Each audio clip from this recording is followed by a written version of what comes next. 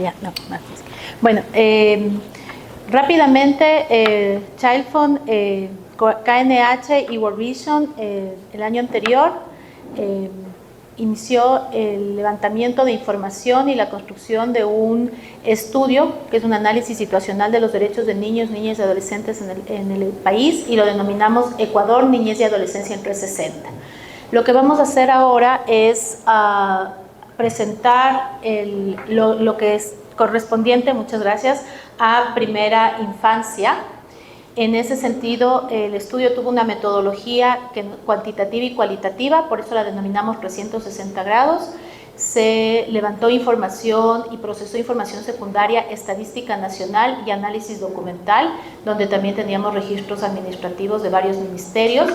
Y también se levantó información primaria con una encuesta nacional a más de 1090 niños, niñas y adolescentes entre los 5 y 17 años, observación directa, grupos focales, entrevistas semiestructuradas. Con esto lo que queríamos era recoger las voces de niños y niñas en sus diversidades y ponerlo también en diálogo con la estadística nacional. Entonces aquí le voy a dar paso a Juan Francisco Oña de World Vision, y yo soy Grace Vázquez de Childfund. Gracias. Buenas tardes a todas y todos los presentes. Solo decirles que vamos ahorita a intentar en tiempo récord relevar los datos quizás más importantes o más preocupantes que hemos encontrado en el estudio. Sin embargo, decirles que toda esta data la pueden encontrar y la pueden revisar con tranquilidad del caso en el sitio web infancias360.org. Inclusive hay un Power BI y ustedes pueden filtrar los datos según la información que necesiten buscar.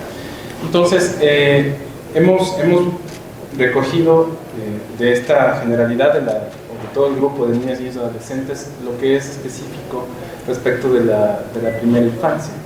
Y un primer tema que nos preocupa muchísimo es que cada 28 minutos en Ecuador hay el parto de una menor de edad, de una niña. Esto tiene que ver, o tiene su incidencia con el tema que estamos tratando en el foro, porque se registra también un incremento de los casos de bajo peso al nacer, un incremento de sobrepeso y también de la obesidad de niños y adolescentes, y decir que de total de nacidos vivos en el Ecuador, 18.830 corresponde a hijos e hijas de madres menores de edad. Significa que hay un parto cada 28 minutos y que cada semana del año se registran 37 partos de menores de 14 años de edad. Queríamos partir de ese primer dato como para poder seguir adelantando sobre el resto de información. Sí, y tal vez dejar en su retina que en el Ecuador hay niñas teniendo niños y niñas, que ese es un tema que también hay que visualizar. Y bueno, frente a estas problemáticas, uno de los temas que nos llamó mucho la atención y queríamos también contar con ustedes es el tema de inversión. Las familias y el Estado invierten más en la educación superior que en los otros niveles educativos. 2.5 veces inferior invierte el Estado en niños, niñas y adolescentes respecto a la educación universitaria. Entonces ahí podemos ver cómo la inversión en el año 2022 en lo que es educación superior es de $3.370 frente, por supuesto, a otras, a la inversión privada, y la inversión pública es de 2.070 millones, mientras que en primera infancia tenemos una inversión de 1.094 desde el ámbito privado y de 969 millones frente a lo que es primera infancia. Entonces, solamente para que podamos destacar dónde estamos poniendo nuestros esfuerzos. En el Ecuador se registran 5.248.117 niños, niñas y adolescentes menores de 18 años. Eso corresponde al 31% de la población ecuatoriana. De ese número de niños, 737.134 son niñas y niñas menores de 2 años, o sea, 14 de cada 100 niños y niñas tienen menos de 2 años. 3 provincias concentran el 50% de la población, que son Guayas, Manabí y Pichincha, y en Guayas vive 1 de cada 4 niños, niñas y adolescentes. Lo que nos dice la evidencia es que la población de adolescentes continúa creciendo, mientras que la población de niños y niñas tiende a decrecer, y que vamos a tener en los siguientes años una población mayoritaria de adolescentes y jóvenes. Bien, respecto de las condiciones estructurales de vivienda y de acceso a servicios y la afectación que tienen niñas y niños adolescentes, hemos encontrado que el ingreso económico de las familias es menor cuando precisamente dentro del núcleo familiar, de la estructura familiar, hay niñas y niños adolescentes, y que por lo tanto la pobreza afecta más a estas familias. Que uno de cada 4 hogares con presencia de niñas y adolescentes son pobres, y en lo rural la incidencia es mayor, 2.2 veces más alto que en lo urbano.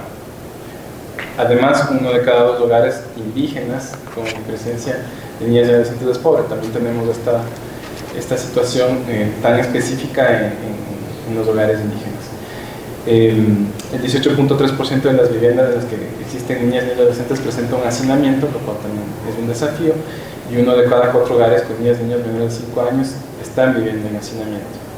Esto nos preocupa sobre todo cuando hablamos de temas como la violencia y la violencia sexual, y cuando lo que se tiene como evidencia es que el 80% de los casos de violencia sexual contra niños, niñas y adolescentes sucede en los propios hogares o en los círculos muy cercanos a los niños y niñas. Y el tema de hacinamiento, en donde muchas veces son adultos los que están compartiendo los espacios físicos con los niños, es propenso precisamente para este tipo de violencia. Respecto de agua segura, que es algo que se ha hablado con mucho detenimiento en estos 2 últimos días, solamente indicarles que 1 de cada 5 viviendas con niños y niñas no tiene conexión de agua potable y alcantarillado.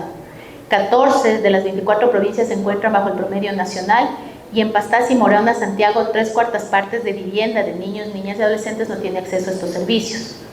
25 de cada 100 menores de 5 años toma agua con heces fecales, eso lo mencionábamos ayer.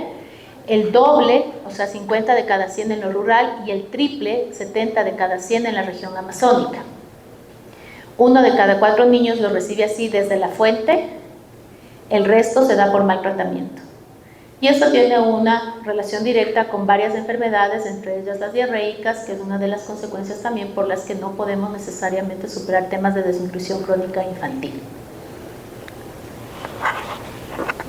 Precisamente la preocupación que tenemos, o una de las preocupaciones en el tema de desnutrición crónica infantil, es que si bien ha habido una reducción significativa entre 2018 y 2022, sigue afectando a 1 de cada 5 menores de 2 años, que es un porcentaje similar al presentado a inicios de siglo, o sea, en el 2004, hace 20 años. No hemos avanzado. De hecho, en general, como ustedes están viendo, los datos lo que nos dicen es que no solo que no hemos tenido un avance en la protección de los derechos de los niños, sino que estamos ya en temas de retrocesos. No puede ser que 20 años después sigamos en los mismos números y que nos preocupe que puedan seguir aumentando. Se sigue concentrando la desnutrición crónica infantil en las provincias de la Sierra Central, en específico, y además en Santa Elena en la costa, así como en la Sierra Rural y en la Amazonía Rural. Por supuesto, en la ruralidad hay mayores desafíos. Y el componente de también la pertenencia étnica, porque la tercera parte de la niñez indígena menor de 2 años padece desnutrición crónica infantil.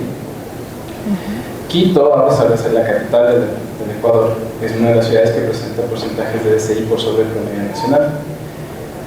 Y es mayor entre niños y niñas de 12 a 23 meses. Y también hay un tema importante, y aunque existe una brecha entre el quintil más pobre y el más rico de 10 puntos porcentuales respecto de la desnutrición crónica infantil, también esta está presente en los estratos más ricos y en los hogares donde sus madres tienen educación superior. Y este es un tema que tiene que alertarnos a todos. La desnutrición crónica infantil no es solo un tema asociado a la pobreza, también es un tema asociado a la mala alimentación y a los temas culturales, que es algo que también tiene que abordarse con mucha precisión. Respecto a sobrepeso y obesidad, existe una prevalencia de 5 puntos, que afecta al 5.5% de niños menores de 5 años. La mayor incidencia está en hogares donde la madre tiene una instrucción superior, con el 7.3%, y en el quintil más rico, con el 7.2%. Guayaquil se encuentra entre las ciudades por sobre el promedio nacional. Y al igual que en la primera infancia, el sobrepeso y la obesidad afecta mayormente a los quintiles más ricos, tanto para niños y niñas como para adolescentes. Literalmente en el Ecuador hay niños que tienen hambre, que van con hambre a la escuela, y también hay niños y niñas que, a pesar de tener los suficientes recursos económicos para alimentarse adecuadamente, están siendo malnutridos, y eso está generando sobrepeso y obesidad. Respecto de la lactancia materna, 2 de cada 10 niñas y niños menores de 1 año no iniciaron tempranamente la lactancia. 1 de cada 2 menores de 6 meses no recibe la lactancia materna exclusiva, como se recomienda, y esta situación es mayor en zonas urbanas y en los estratos más ricos. Para el caso de niños y niñas menores de 5 años, según la ENDIA, el 8.7% nació con bajo peso y está creciendo el bajo peso al nacer. De los 23.216 nacidos vivos con bajo peso, el 65% de los casos eran guayas, con 5.820, Pichincha 4.588, Manabí 2.171, Los Ríos 1.246 y Azuay con 1.135 como las provincias de mayor prevalencia. De acuerdo. Aquí solamente nos gustaría dejar una impronta en la reflexión de todos y todas, y es que nosotros estamos hablando de combatir los temas de desnutrición, que es muy importante, por supuesto, en las comunidades, y estamos hablando mucho de las comunidades rurales y de las comunidades con mayor pobreza, pero en realidad el mensaje tiene que ir a toda la sociedad en su conjunto. Y también se tiene que hablar de los temas de desnutrición crónica infantil, sobrepeso y lactancia en los estratos que tienen mejores condiciones económicas, entre comillas, pero que también están cometiendo varios errores en los temas de crianza que están ocasionando que la desnutrición y el sobrepeso crezcan. Como ya nos dijeron que a nosotros nos dan menos tiempo, no mentira, les estoy avisando, que tenemos muy poco tiempo, entonces vamos a correr un poquito más. Nos preocupa la desnutrición, pero también nos preocupa la anemia. 4 de cada 10 menores de 5 años padecen anemia, y esta sí afecta a los quintiles más pobres. Estamos hablando de desnutrición, pero no estamos fijándonos en los temas de anemia. Y también hay que entender que 1 de cada 4 niños y niñas de 6 a 23 meses de edad no recibieron alimentos de 4 o más grupos alimentarios durante el día anterior a ser encuestados, de acuerdo a la ENDI, que es una de las fuentes que estamos teniendo. Necesitamos generar políticas que ataquen o permitan de alguna manera disminuir estos datos tan desoladores quizás que estamos viendo respecto de los accesos a los servicios y también las carencias que están sufriendo la niñez y la adolescencia. Se necesita construir un sistema que funcione de cuidados de la primera infancia principalmente, pero ojalá un sistema de protección para todos los niños y adolescentes. Trabajar desde las múltiples dimensiones de la seguridad, no necesariamente desde un enfoque securitista, sino también desde lo comunitario. Trabajar en entornos, relaciones y dinámicas sanas, seguras y protectoras, justo lo que hablábamos hace un momento, hay un descuido, aparte de todo lo físico, lo biológico, lo médico, inclusive también desde la parte emocional y afectiva. Fortalecer los factores de protección, familia, comunidad, el autocuidado también, el conocimiento de los derechos de escucha activa y la participación, amor, comprensión y ternura. No es un meme. No es un meme. Eso nos piden los niños y niñas. De verdad, eso salió, como bien dice Grace, en las encuestas. Eso es lo que quieren, eso es lo que necesitan y eso es lo que tenemos que darles. Es lo que deberíamos estar haciendo. Construir su sentido de futuro, ayudarles a que también puedan ver que hay oportunidades a pesar de las diferentes complicaciones de la realidad nacional que todos conocemos. Hay cosas que se pueden hacer en Ecuador. Promover los estudios especializados, que también son necesarios, un sistema integrado de indicadores para poder medir mejor esta data y la información y participación que van de la mano para que no sea solamente el llegar con los datos, sino ayudarles también a comprender y tomar sus voces. En ese sentido hemos planteado al menos 4 marcos de acción: un marco ciudadano, un marco jurídico, un marco institucional y un marco programático que deberían ir de la mano para poder generar una estrategia que sea integral, así como se está planteando también el análisis de los datos en 360 grados. Lo que hemos dicho con el estudio es que queremos hacer visible lo invisible y entender que el Ecuador no tiene una política nacional de protección de la niñez desde hace varios años. Tiene un marco normativo, el COPINA, que está actualizando ya más de 5 años y no termina de concretarse. Tenemos un marco institucional que trabaja de forma desarticulada y que ve a la niñez solo cuando es un problema y no necesariamente como este sujeto de derechos con agencia y capacidad de tomar decisiones. Y también, por supuesto, vemos con mucha preocupación cómo la inversión pública disminuye en vez de aumentar, y entonces estamos retrocediendo a pasos gigantescos y estamos casi, y en algunos inclusive peor, que a inicios de este siglo. y tomando en cuenta que el Ecuador suscribió la Convención de los Derechos del Niño, fue el tercer país en suscribirla, el primero en América Latina. Sin embargo, los pasos que estamos dando no son suficientes y es urgente una actuación entre la sociedad civil, el Estado, las familias y las comunidades, este enfoque ecológico para dar una respuesta a los niños y niñas, que estamos perdiendo generaciones, pero que también estamos ahí embargando el propio presente y futuro del Ecuador. Y ya no voy a ser más trágica en el tema, creo que los datos hablan por sí solos y les invitamos a visitar la página web de la cual pueden descargarse un estudio, una síntesis del estudio, el estudio completo, y también ahí está la herramienta de la consulta de la que hablamos. Muchas gracias. Muchas gracias. Excelente, buenísimo. Mi felicitación realmente a las dos instituciones que han aunado sus esfuerzos por conseguir data, elementos, información que sin duda sirven muchísimo para la toma de decisiones, para tomadores de decisiones, sobre todo para generar políticas e incidencia en la política pública también. Así que mis felicitaciones.